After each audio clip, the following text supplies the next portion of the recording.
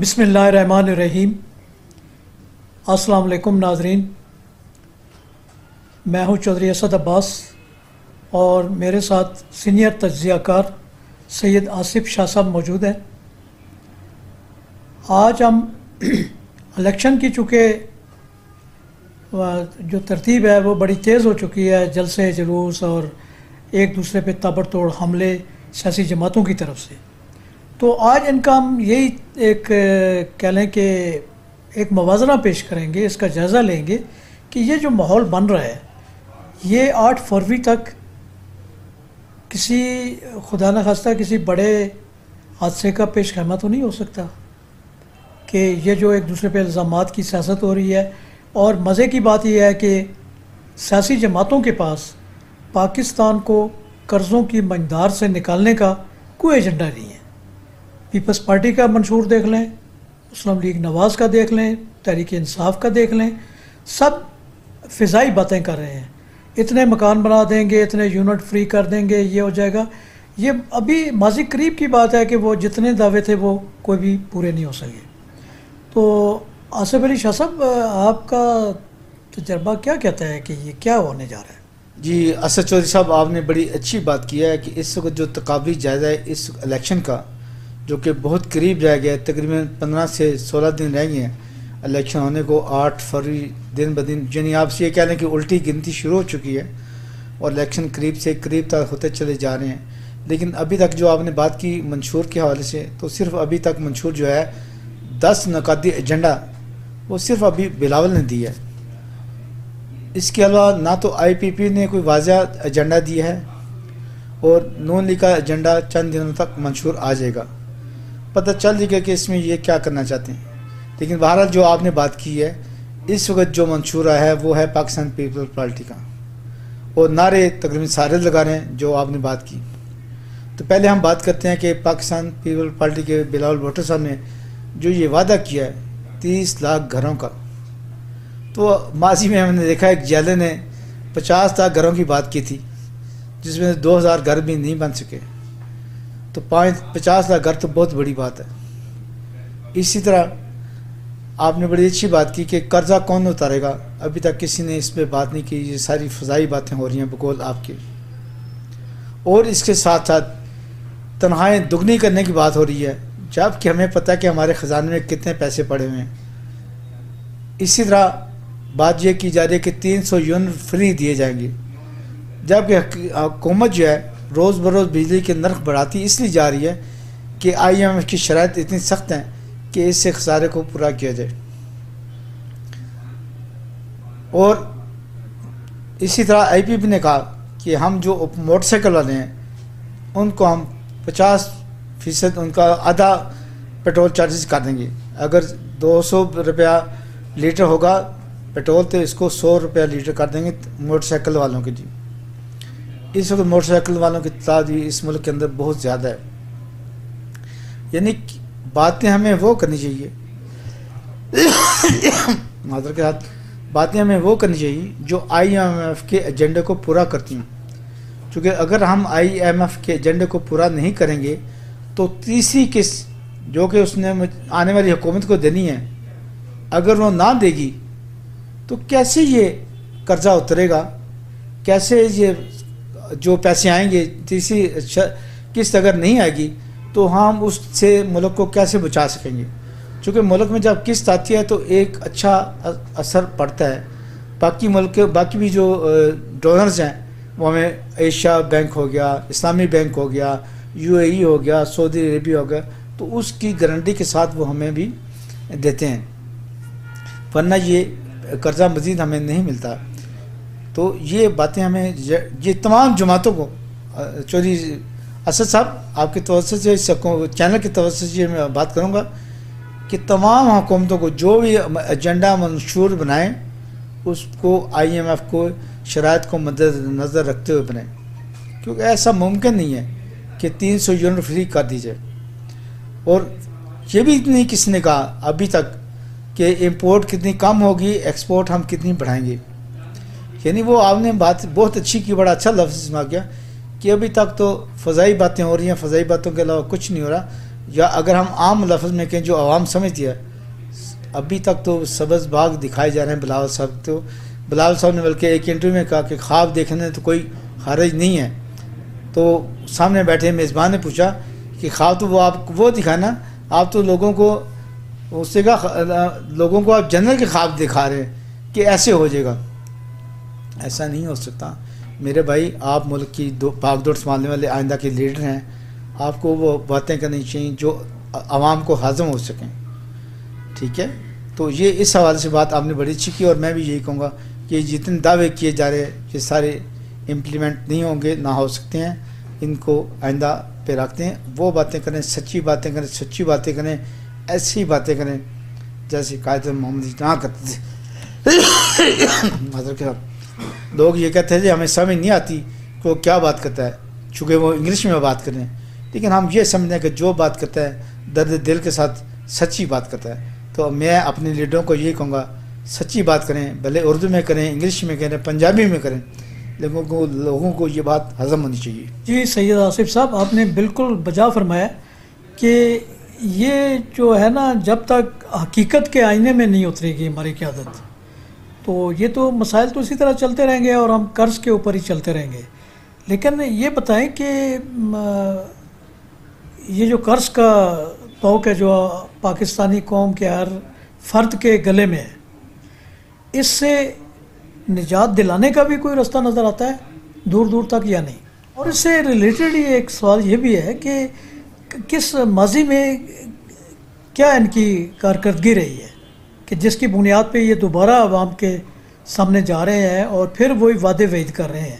ان کو ماضی کو بھی تو دیکھنا چاہیے نا کہ انہوں نے کیا کیا ہے. بڑی اچھی بات کی چودھری اسد صاحب کہ قرضہ کون اتارے گا، کس کے گلے میں بلی کے گلے میں گھنٹی کون باندھے گا. تو ماضی کے حالات ہم دیکھتے ہیں تو صرف ہمیں نظر آتا ہے میاں نواز شریف. میں پھر اپنے ناظرین کو کہہ دوں کہ ہم تجزیہ کرتے ہیں، ہم کسی حکومت کی طرف داری نہیں کرتی. ود ایویڈنس ہم اپنے تجزیے کو پیش کرنا ہے. یہ کوئی نہ سمجھے کہ ہم نون لیگ کی حمایت کر رہے ہیں، پی ٹی آئی کی حمایت کر رہے ہیں، آئی پی پی کی حمایت کر رہے ہیں. لیکن ماضی میں نے دیکھا ہے تو قرض کا بوجھ جو اتارا آئی ایم ایف سے جس نے چھٹکارا دیا وہ میاں محمد نواز شریف تھے. باقی کسی حکومت نے ایسا کوئی قدم نہیں اٹھایا، اور نہ ہی کسی کی حکومت میں آئی ایم ایف سے کسی کی جان چھوٹی. تو وہ قرض آئی ایم ایف سے جران چھڑانے والی صرف ایک ہی طاقت تھی اللہ کے بعد، وہ تھا میاں محمد نواز شریف جس نے ان سے چھٹکارا حاصل کیا تھا. اور اب بھی میں امید کرتا ہوں، وعدہ نہیں کرتا ہوں، نہ میں وعدہ کرنے کے قائل ہوں نہ قابل ہوں، لیکن یہ میں دیکھتا ہوں کہ یہ بات بھی میاں محمد نواز شریف اگر حکومت میں آئے تو وہی آئی ایم ایف سے جان چھڑائیں گی. باقی رہی بات ہم نے بڑی اچھی بات کی کہ یہ جو کلیم کر رہی ہیں پارٹیاں، ان کی کارکردگی مستقبل میں ماضی میں ان کی کیا تھی اور مستقبل میں یہ کیا کارکردگی پیش کریں گے. پہلے میں نے جیسے بہانہ پھوڑ دیا بلاول بھٹو صاحب کا کہ 300 یونٹ فری امپاسبل، تنہائی ڈبل کرنا امپاسبل، اور اسی طرح باقی جو 10 نکات میں آپ نے بات کی ہے وہ بھی سارے کو اگر ہم 1 بائی 1 جائزہ لیں گے تو ایسے ہی بول کھل جائے گا اور ڈھول بج جائے گا کہ اس میں کچھ بھی نہیں ہے. باقی بات آپ نے کی پی ٹی آئی کی، تو پی ٹی آئی تو اس وقت اسٹینڈ ہی نہیں کرتی پارلیمنٹ کے فورم پہ. لیکن اگر اس کی بھی کارکردگی کا جائزہ لیجیے تو انہوں نے بھی کوئی بڑا میگا پروجیکٹ نہیں کیا. ہاں اچھی بات ہے لنگر خانے کا انہوں نے افتتاح کیا، لیکن لنگر خانے کا جب افتتاح ہوا تھا مجھے یاد ہے تو عمران خان صاحب نے کہا تھا کہ اس کے لیے فنڈ جو ہے وہ ڈونر مہیا کریں گے. لیکن بعد میں ہم نے دیکھا کہ پورا ایک محکمہ بنا دیا گیا اس کو چلانے کی. تو یہ بھی وہی بات ہے کہ 50 لاکھ گھروں کی طرح انہوں نے بھی وہاں پہ بھی یو ٹرن لے لیا. اسی طرح ان کے باقی بھی ہاں بہت اچھا قدم تھا ان کا ہیلتھ کارڈ کا، وہ واقعی ایک بڑا خوشائند قدم تھا. لیکن اس میں کتنے گبدے وہ اس پہ ہم نہیں جاتے. لیکن بہرحال اس میں نیت اچھی تھی خان صاحب کی. خان صاحب نے بڑے اچھے طریقے سے کوشش کی کہ ہر بندے کو علاج ملے. کبھی 7 لاکھ کا بات ہوئی، پھر 10 لاکھ کی بات ہوئی، پھر 14 لاکھ کی بات ہوئی. تو یہ واقعی ستائش قابل ستائش تھا. لیکن اس کے لیے اس کی جو فلٹریشن کا عمل تھا وہ نہیں کیا گیا، جس کے جتنے اس کے اندر اسکینڈل بنے وہ ناقابل برداشت تھے عوام کے لیے بھی اور حکومت کے لیے. لیکن بہرحال یہ اقدام اچھا تھا. بے شک اس کو شروع بھی میاں محمد نواز شریف نے پہلے کیا تھا. یہ بھی بات یاد رکھنی چاہیے کہ ہیلتھ کارڈ کا افتتاح جو تھا وہ میاں محمد نواز شریف نے اپنے دور میں کیا تھا. پھر اس کو پورے ملک پہ لیول پہ اس کو جو اجرا کیا گیا وہ عمران کا اسکینڈل جاتا ہے, اس کے ساتھ جاتا ہے یہ سیرا جو ہے, تو بڑا اچھا قدم تھا. لیکن اگر ہم واقعی دیکھیں کتنی یونیورسٹیوں نے کہا تھی کہ ہم بنائیں گے, کتنے ڈیم کہا تھا بنائیں گے, اور بلین ٹری کہاں گئے, وہ ساری پھر وہی بات آتی ہے, وہ سبز باغ والی بات ہے, وہ دھوکے والی بات ہے عوام کے ساتھ. کہیں کوئی ایسا پروجیکٹ نظر نہیں آتے کہ ہمارے میلوں میلوں جنگلات نظر آئیں کہ ہمیں پتہ چلے بلین ٹری کی بات ہوئی. اب آتے ہیں نئی پارٹی آئی پی پی کی, وہ بھی کوئی قابل ستائش اپنا ایجنڈا پروگرام نہیں دے سکی, منشور نہیں دے سکتی. انہوں نے یہ کہا کہ 50,000 روپیہ ہم ہر بندے کی تنخواہ کریں گے, یہ بھی ممکن نہیں ہے, سیدھی سی بات ہے. اور پھر اسی طرح انہوں نے پیٹرول کی بات کی کہ آدھے قیمت پہ ملے گا موٹر سائیکلوں کو.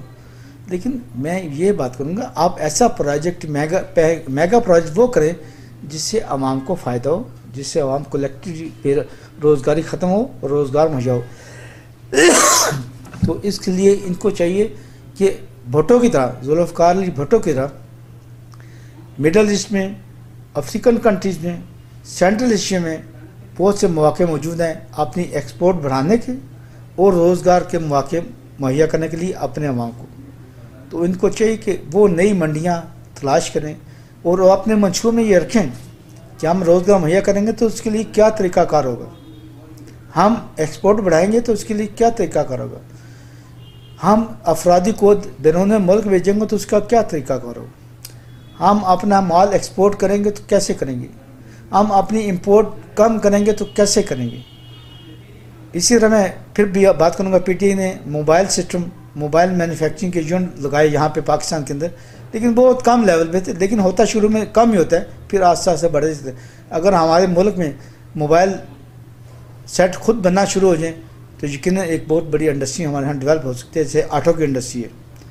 تو اس طرح لوگوں کو روزگار بھی ملے گا اور لوگوں کو, اور ہم اپنا ذریعہ مبادلہ بھی بچا سکیں گے. لیکن بات آپ نے کی چودھری اسد صاحب کہ ووٹ کلیم کرنے کے لیے ان کے پاس کیا اٹریکشن ہے.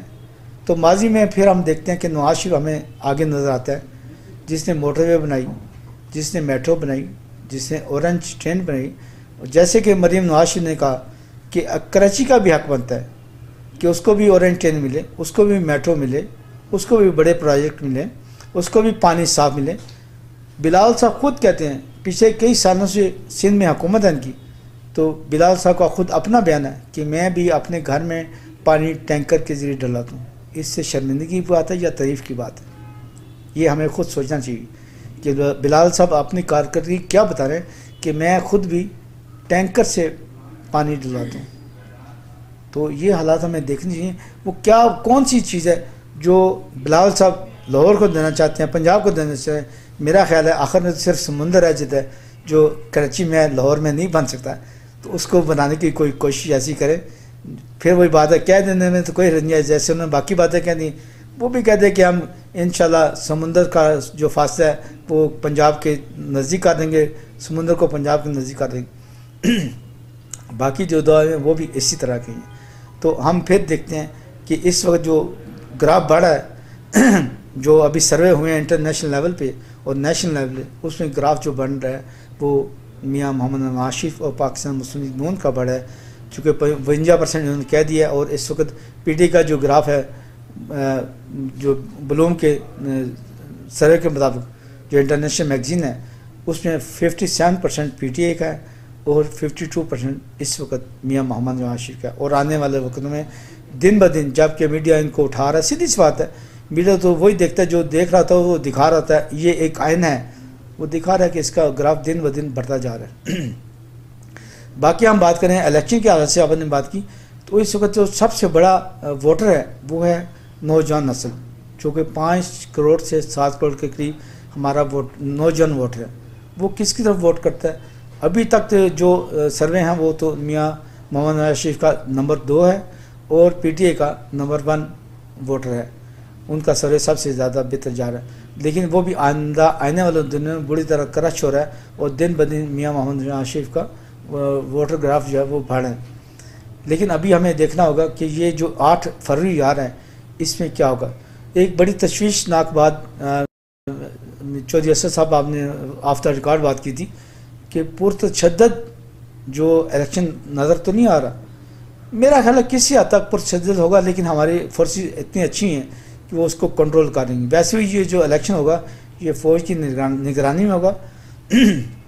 اکا دکا تو واقعات ہر الیکشن میں ہوتے ہیں، اس میں بھی ہوں گے، لیکن جو اجتماعی طور پہ جس کا آپ خدشہ ظاہر کر رہے تھے، میرا نہیں خیال کہ ایسا ہوگا.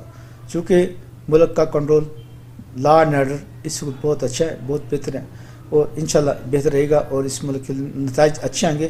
نئی حکومت آئے گی تو میں نے پچھلے چند دنوں میں کافی لوگوں سے سروے کیا، ریئل اسٹیٹ والوں نے کہا تو انہوں نے کہا جی ہم 8 فروری کا انتظار کر رہے ہیں. میں نے مین پاور والوں سے بات کی تو انہوں نے کہا جی ہم 8 فروری کا انتظار کر رہے ہیں.